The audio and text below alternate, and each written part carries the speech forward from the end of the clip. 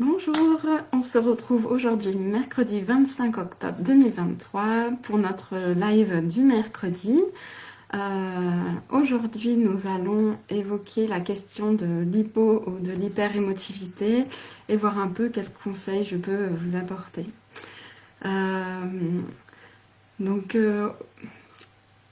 c'est vrai que jusqu'à maintenant, je vous ai parlé plutôt d'hypersensibilité. Enfin, dans mes précédents lives pendant un an en fait, et aujourd'hui j'ai envie de dire que je m'adresse finalement plus aux personnes hypo ou hyper émotives. À mon sens, j'ai vraiment besoin de revenir à cette émotivité. Et quand on est hyper émotif, finalement, ça en découle qu'on est très certainement aussi hypersensible, en tout cas que tout est lié. Mais finalement, je me suis rendu compte que l'hypersensibilité était aussi quelque chose qui était dans l'hyper, donc qui va venir développer la sensibilité, donc au niveau des sens, des 5 sens qui peuvent être surdéveloppés ou qui peuvent engendrer peut-être une connexion aussi au spirituel, au divin, à d'autres choses. Et que moi j'ai vraiment envie de me recentrer au niveau de l'émotivité en elle-même. Donc, ce que j'ai constaté au travers de mes accompagnements, au travers de ma vie personnelle aussi, c'est qu'il y a finalement une hyper-émotivité ou une hypo-émotivité. Donc l'hyper-émotivité étant cette sensibilité émotionnelle qui peut être accumulée avec une réactivité émotionnelle plutôt intense. On peut agir de manière excessive à des stimuli émotionnels.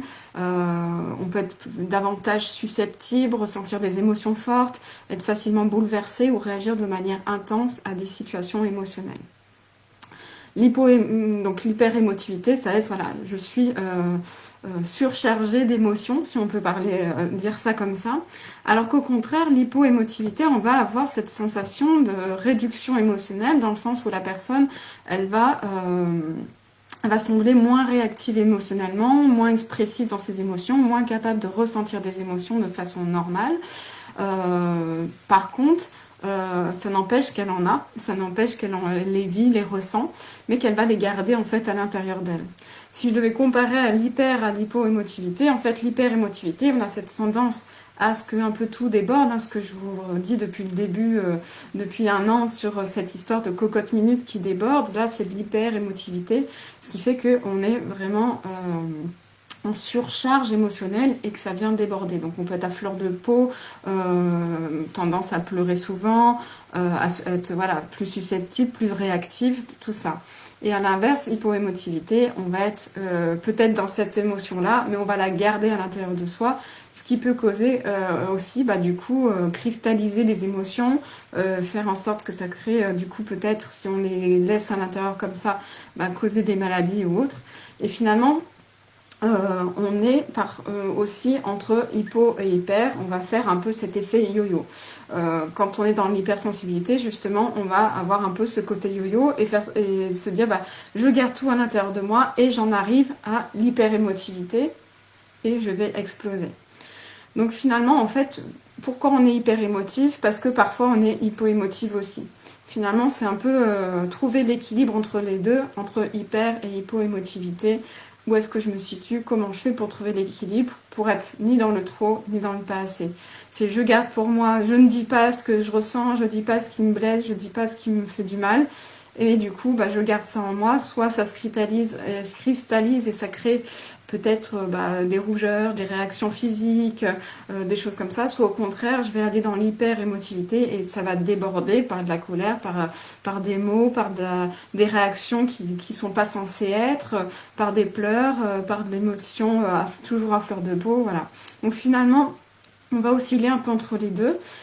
L'idée, c'est de trouver donc cet équilibre et pour cela, c'est là où j'interviens, c'est de vous accompagner au travers de l'expression créative, donc par des ateliers créatifs pour exprimer vos émotions. Donc on va explorer les émotions au travers de médiums créatifs tels que la peinture, le dessin, l'écriture ou le collage. C'est l'idée d'encourager à exprimer ces émotions, que vous soyez du coup en hypo ou en hyper-émotivité, pour éviter cet effet yo-yo entre les deux et de garder un équilibre. Donc quand on est en hyper-émotivité, ça va être bien du coup de s'exprimer de façon créative pour apaiser. Et quand on est en hypo-émotivité, ça va être bien d'exprimer ce qu'il y a à l'intérieur pour éviter que ça reste à l'intérieur et que ça se cristallise aussi. Donc pour ça, ce que vous pouvez faire, c'est créer des journaux émotionnels.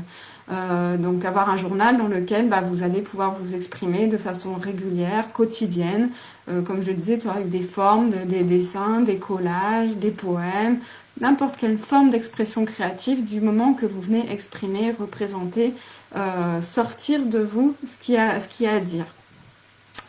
Donc c'est vraiment, je dirais, tout particulièrement utile pour les personnes justement hyper émotives qui ont besoin de canaliser les émotions ou hypo-émotives qui ont besoin au contraire d'exprimer pour pas que ça reste à l'intérieur. On peut explorer aussi les blocages émotionnels qui pourraient vous empêcher de vous exprimer. Et du coup, avec l'art, avec l'activité créative, on va pouvoir s'exprimer, déposer ce qu'on ressent, bien souvent par l'écriture. C'est le premier outil qui est peut-être le plus facile. Et si on n'arrive pas à écrire, on peut passer par des images, par le côté plutôt verbal, par des échanges. Voilà, on peut explorer tous ces domaines-là. Donc l'expression créative, ça marche comment? C'est au travers d'exercices créatifs qui sont conçus pour aider à mieux comprendre, à exprimer ses émotions, quel que soit son niveau d'émotivité. Donc on va avoir des exercices qui vont travailler sur les peurs, sur les blocages. On va avoir au contraire des exercices qui vont travailler sur une visualisation future, sur des objectifs à venir, sur quelque chose qui va nous motiver, nous donner envie, pour pas rester dans cette négativité ou cette émotion qui est un peu bloquante. Mais si on veut travailler sur cette émotion bloquante, on va travailler sur des exercices où on va associer peut-être la respiration à l'écriture, à la couleur. Il va y avoir tout un cheminement comme ça où on va pouvoir explorer plusieurs domaines. Apporter aussi du calme, de la sérénité, un peu de calme, un peu d'apaisement au travers de certains exercices qui vont favoriser ça. Ça peut être notamment, pourquoi pas, du coloriage, des mandalas, des choses apaisantes qui vont venir apaiser justement ces émotions. Donc l'utilisation de la couleur et de sa symbolique peut avoir une importance aussi. Quelle couleur représente telle émotion pour vous? Peut-être y rajouter la matière, est-ce que ça représente, est-ce que c'est quelque chose de rugueux, est-ce que c'est plutôt quelque chose de doux, est-ce que je vais plutôt utiliser des couleurs pastel ou au contraire plutôt des couleurs vives? En fait, les couleurs et la façon d'utiliser, que ce soit de la peinture, que ce soit de crayon de couleur, que ce soit à travers des couleurs qu'on va venir chercher dans des magazines avec le collage, la couleur peut nous aider aussi à exprimer, soit exprimer ce qu'on ressent, soit au contraire apporter ce dont on a besoin. Par exemple, je ne sais pas si la couleur bleue pour vous représente l'apaisement, pourquoi pas faire une création en bleu qui va vous apporter justement cet apaisement pendant le processus de création, mais aussi à la fin, dans le fait de le regarder, de l'observer. Donc on peut utiliser la couleur, sa symbolique pour exprimer nos émotions, que ce soit de manière intensive et vibrante, ou au contraire quelque chose de subtil dans l'introspection. Vraiment, chaque couleur va parler de façon différente à chaque personne, en fonction de notre émotivité, en fonction de là où l'on est, en fonction de ce que la couleur représente pour soi. C'est pareil, le bleu, il y a tellement de types de bleu, chaque bleu va représenter aussi une émotion ou une profondeur ou au contraire une libération selon si c'est un bleu nuit ou si c'est un bleu pastel.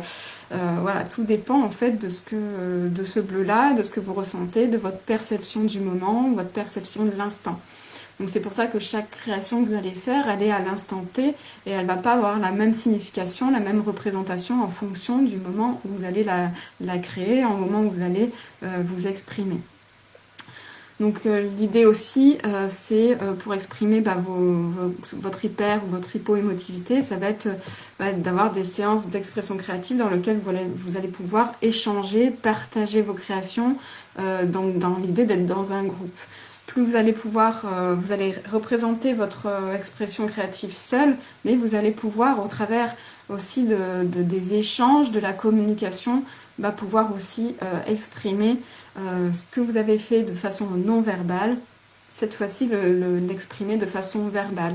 Et finalement, l'association des deux que ce soit non verbal ou verbal, va faire que vous allez avoir exploré un peu plus votre ressenti, être allé un peu plus loin dans l'expression de ce ressenti, parce que finalement, expression créative, c'est expression dans la matière, mais expression aussi verbale. Finalement, au travers de séances autour de l'expression créative, on va associer les deux de façon à aller encore plus loin.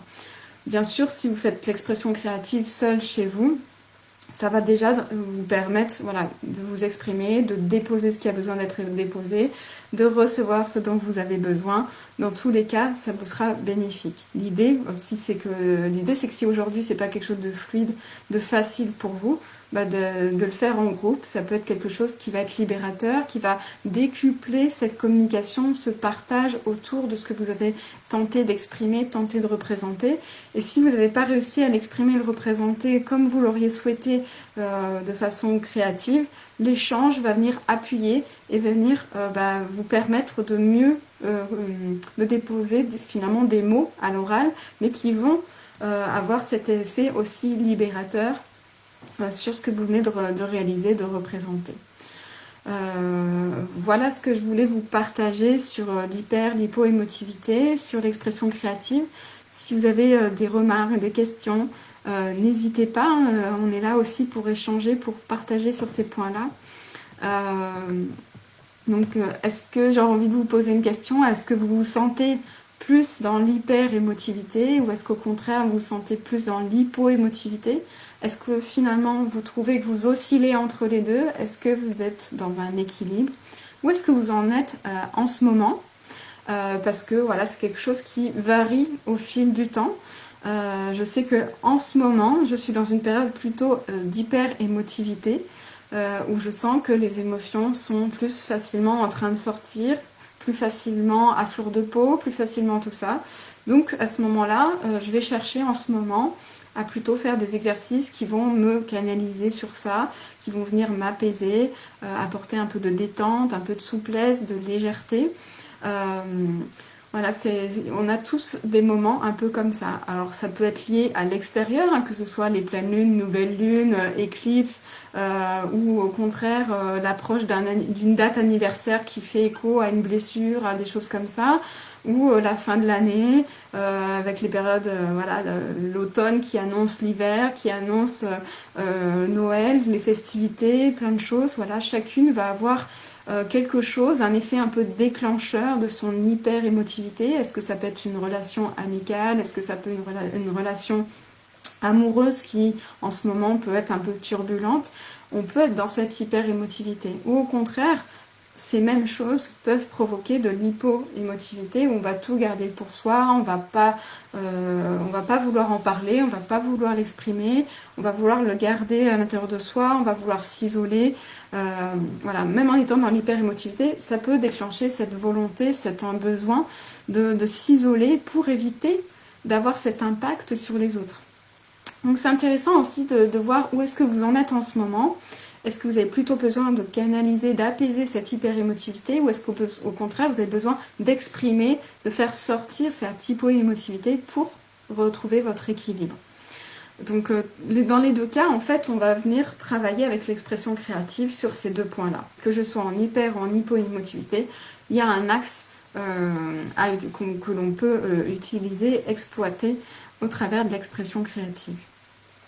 Donc si vous avez les moindres questions ou autres, n'hésitez pas soit en commentaire, soit de façon privée au travers de Messenger ou autre. Je suis toujours joignable et abordable. Si je ne vous réponds pas tout de suite, ne vous inquiétez pas, je finirai par vous répondre de toute façon le plus tôt possible. Mais voilà, donc n'hésitez pas à partager, à communiquer avec moi sur cette hypo ou hyper-émotivité, de voir où vous en êtes. De voir si l'expression créative peut être une solution pour vous, comment l'exploiter, si vous avez besoin que je détaille comment canaliser ses émotions quand on est hyper émotive et comment au contraire venir exprimer ce qu'on ressent, mettre des mots sur ce qu'on ressent quand on est plutôt dans l'hypo-émotivité. Voilà pour ce midi. Pour celles qui sont inscrites à l'atelier Dénouer le fil de vos émotions, on se retrouve tout à l'heure à 14 heures. Et pour celles qui ne sont pas encore inscrites, bah, n'hésitez pas à vous inscrire ou à me demander le lien pour accéder au Zoom en direct à 14 heures. Je me ferai un plaisir de vous accueillir. Donc c'est un duo avec Adèle Dornier. Donc en première partie, Adèle qui va vous inciter dans une visualisation autour de ce thème de la bulle de savon, de libérer ses émotions. Et en seconde partie, donc une partie d'expression créative sur ce même thème-là, en lien avec la visualisation d'Adèle. Voilà, c'est un atelier en duo aujourd'hui pour lequel vous allez pouvoir explorer à la fois la visualisation et l'expression créative. Voilà, donc ça vous fera un grand bien si vous êtes dans un besoin de bulle de douceur, de prendre soin de vous en ce moment, voilà, peut-être avoir un espace de protection. Si vous êtes en hyper-émotivité, ça vous permet de vous apaiser, de vous calmer. Et si vous êtes en hypo-émotivité, ça va venir vous permettre de peut-être apporter un peu de douceur dans ce que vous gardez à l'intérieur de vous. Donc je vous invite à assister à ces ateliers et si vous ne pouvez pas, vous retrouverez le replay dans le groupe comme j'ai fait pour les 2 ateliers précédents. Voilà, je vous souhaite une très belle journée, un bon appétit et je vous dis à la semaine prochaine ou à cet après-midi pour celles qui sont là. Merci à vous, une bonne journée.